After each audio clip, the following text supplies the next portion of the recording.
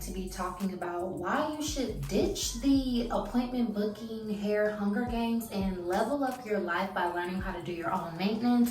I'm going to be doing this Yara Tahiti inspired style. It's a braid, and I got this Expressions hair for $5 at the beauty supply. This isn't really a tutorial, more so just like a talk through, but I'm like, I might as well, show y'all the process somewhat while I'm talking about this. I feel like we all know, especially in like the past 5 years or so, it seems like getting a hair appointment, a nail appointment, a lash appointment, a wax appointment, especially from like these freelance like stylists and stuff like that, it's gotten a little bit out of hand. And a lot of us, want to support women's businesses and give people who are up and coming a chance, and that's great and everything, but a lot of times they lack the professionalism that makes the style or the service even worth it. I know for me, like helping my friends or my sister or even myself, when it came to like, going to hair appointments, when I was getting like bi-weekly or monthly hair appointments done, it's like it can be a lot sometimes, like waiting for stylist books to open, and then they may only open up half of it, and they have like a long waiting list of people, because by the time you find somebody that you trust, a stylist that you want to do your hair, it's like you're waiting for that appointment to open, and then you might not get it, leaving you have to continue your search, look for a different stylist. You don't know what you're stepping into, all of that kind of stuff, and it's stressful. Now, I will admit I am kind of a jack of all trades kind of person. I've been doing my own nails since I was a little girl. I used to like do all the girls' nails in my neighborhood on the block. Like, I've always been natural my whole life. I've taken care of my own hair probably since I was like 7 or 8 years old. I've never really played about my hair and stuff like that. And so I get it. Some people might be like, oh, I'm not a DIY person, or I really don't know how to do my hair. But when we talk about leveling up, I feel like we overlook the factors such as like peace of mind, convenience, and like the day-to-day activities that we do, the things that we build into our lives that can contribute to us feeling like relaxed or feeling stressed out. And booking appointments so that you can look your best and feel your best is like very important to a lot of women. But when you add the stress factor, when you add like the unprofessionalism, when you add like people canceling on you or switching your appointments and doing the runaround, you're investing a lot of time, energy, and effort into just this one service of getting your lashes done or getting your hair done or getting a wax. And a lot of times that translates into other areas of life, and it just doesn't necessarily feel good. So me, I'm the type of person that's like, I don't have to deal with this. I'm gonna just do it myself. So that's what I tend to do. Okay, so this is the ponytail, and now I'm gonna just like attach one of these bundles. I usually only use one bundle of hair, and my hair has grown, y'all. Again, side note, y'all know I used to do natural hair videos. I've been natural my whole life, and a lot of people don't talk about the fact that a lot of reason why you don't see length retention or growth in your hair is because a lot of these stylists know how to style hair, but they don't know how to take care of hair. So between yourself and your stylist, a lot of times the reason why you're not seeing hair growth is because your stylist is breaking it off in the styling process, or you're breaking it off in the styling or takedown process. And I know some people, have good stylists, but stylists can vary. And we used to come from a time where you preach, oh, have a trusted hairstylist, go every 6 weeks and stuff like that. But just because somebody knows how to get your hair whipped and dipped doesn't mean that they know about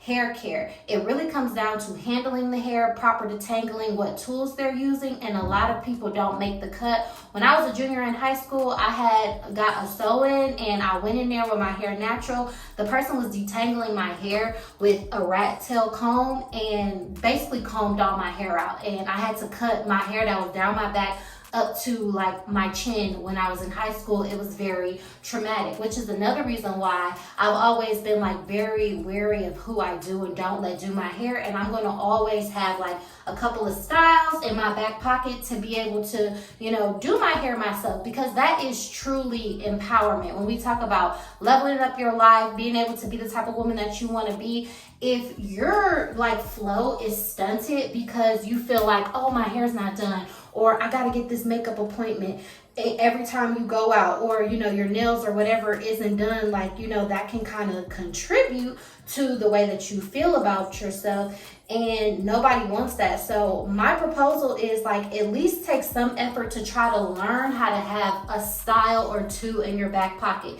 Even if you feel like you're not the type of person that like is DIY and does your own hair, half of these stylists are telling y'all to come washed and blow dried. So you're doing half of the style to begin with anyways when you really think about it. I remember one of the last times when, like 2 years ago, when I was going to get like a lace frontal installed, the girl had like canceled on me the morning of my appointment, and I literally was like planning to like meet her at her salon and like fight. It was that serious, because it's just a level of respect that a lot of them don't have. Obviously I wouldn't do that today, but like at the time I was like, girl, like I'll really run up in here and like destroy everything, because it just kind of makes you upset. And obviously I'm not saying do that or condone that, obviously I didn't do it, but it makes you mad to have somebody like play with your time, your energy and effort. They be having all of these different rules and deposits, but then obviously a lot of times they don't adhere to the rules. And when it comes down to it, I just feel like peace of mind is the most important thing. I'm not the type of person that likes to blame people. I'm not the type of person that likes to like give up my power or my control. So it's like, again, if I can control this situation, if I can have some say so over how this is gonna go, then it's just like, I'm going to get my hair done when I feel like it. A lot of times I'll alternate between like getting my nails done, and obviously you got to go in and like get that good pedicure here and there. But when it comes down to it, it's like I'm never at a loss when it's like, oh, I want to go out, or oh, I have a date, or oh, I have this event to go to. Like I don't know how to do my hair, or what's going to happen with my nails, or I got to squeeze in this appointment. It's like I always have the confidence that I can make myself look cute, glamorous, whatever it is that I need to do. Honestly, I feel like people underestimate how much that contributes to like your overall like confidence. And I'm a practical type of person, so everyone's gonna be like, level up, do this, do that. People talk about different feminine hobbies. I get it. A lot of us are in an era to where it's like, I want to do different hobbies, I want to try different things. Like that's great, but like in your spare time, if you can, like learn how to do at least one thing. Learn how to do your nails or your makeup or your hair, like whatever it is, to just take one of those appointments off of your plate. Like if y'all watch Monet, she, you know, does her own waxing of her armpits. Makeup Shayla, she has been doing her own Gel X nails and stuff for a long time. Like Gel X is a really easy way for you to like do your nails. Cause me, these are press-ons, but I use the Gel X to like cure it with the light, and then these last for like up to 2 weeks like some regular nails would. And I know we live in a world where it's like, oh, maintenance day, and it's fun to like go around and get pampered and stuff like that. I'm not even talking about for the financial aspects, because obviously there's going to be financial benefits when you do stuff on your own, but it's like you're going to have to spend your own time doing it. But I don't know about y'all, but sometimes for me, I don't even feel like going to the nail salon. Like I don't feel like leaving my house to go to those appointments. It's like I used to like getting my nails done when I was younger, but now I be wanting to skip it, because it's like I don't be wanting to sit in there, and maybe that's just me, but it's not even about the money, more so about like empowering yourself so you don't have to, you know, accept treatment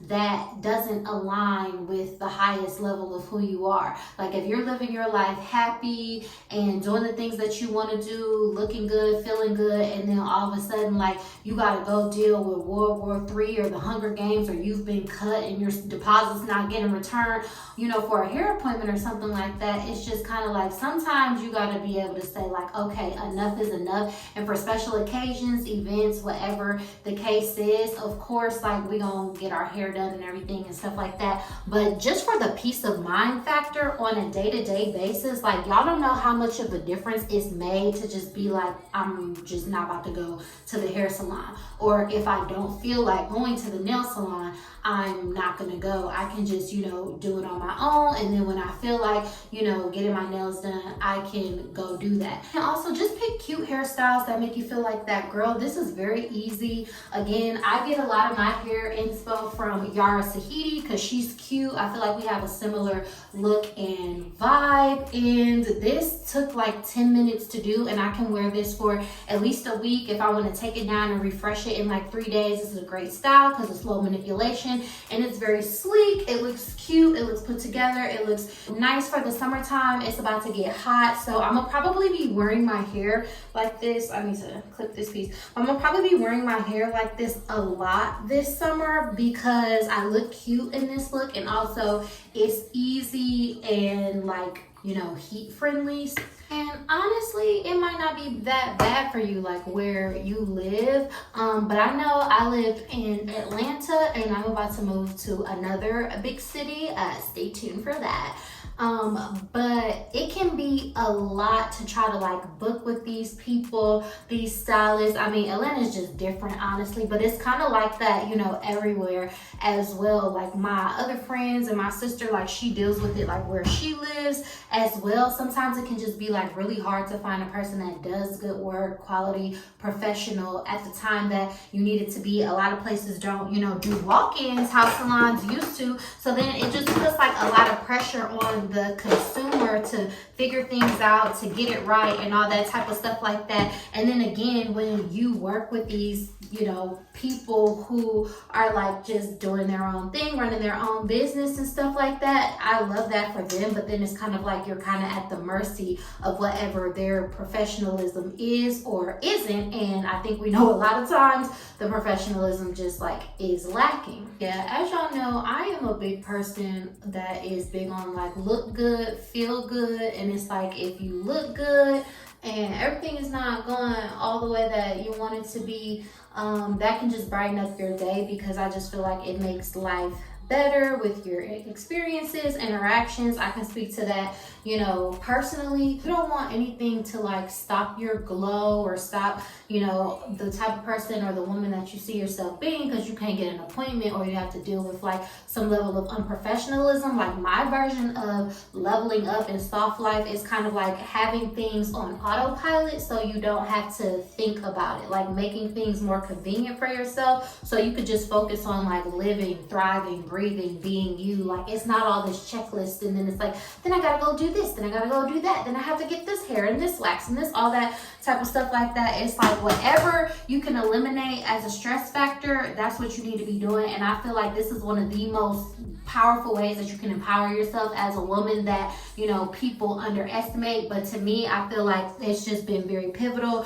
transformational. I mean, I remember my first corporate job. I used to, you know, do my hair. I used to do my own box braids, put my own, you know, wigs and stuff like that on. And the women at my job, they were mad at me and they were jealous because they thought I was getting my hair done every week, and they will always be making comments, until one day I realized like, oh, they think I'm going to the salon every week to get my hair done. Whole time it's like I'm doing my stuff on my own on the weekends. And it's like, yeah, so people, you know, will notice and pay attention to that. Like I'm just walking around trying to feel good about myself and they finding a reason to hate. But it's just like, it just kind of speaks to the fact that you can keep your look going and you can upkeep yourself in simple ways when you just take a little bit of effort to learn how to, you know, do the little things that provide those finishing touches. And you don't always have to rely on somebody else to like put your look together for you. Another thing too, you might not think about with dating, but this always will come up with like my friends and everything. It's like, of course, you're trying to level up and look a certain way and be the type of woman that you want to be for yourself. Great. But honestly, a lot of times it is for the purpose of like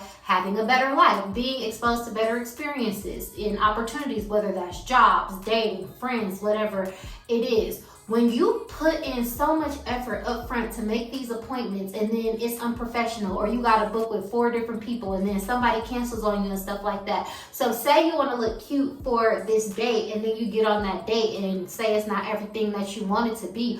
Automatically you're going to feel like, I did this, I went to get my hair done, I got a wax, I got my nails done.